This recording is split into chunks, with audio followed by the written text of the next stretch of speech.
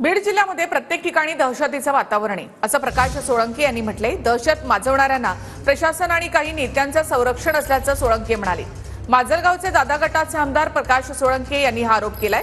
प्रकाश सोळंके यांनी धनंजय मुंडेंवर अप्रत्यक्षपणे निशाणा साधलाय।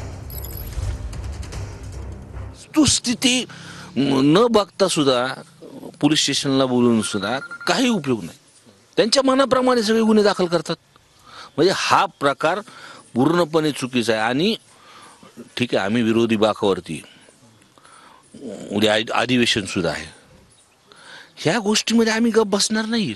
इथं तुम्ही म्हणताय तसं दुर्दैवाने मागच्या लोकसभेच्या निवडणुकीपासून कुठेतरी सामाजिक सलोखा बिघडलेला आहे आणि त्याचा परिणाम आता सर्वसामान्य माणसाला भोगावं लागतात की काय अशी परिस्थिती झालेली आहे। ते खरं म्हणजे सामाजिक सलोखा बिघडू न देण्याची जबाबदारी सर्व राजकीय पक्षाची, सर्व नेते मंडळीची आहे।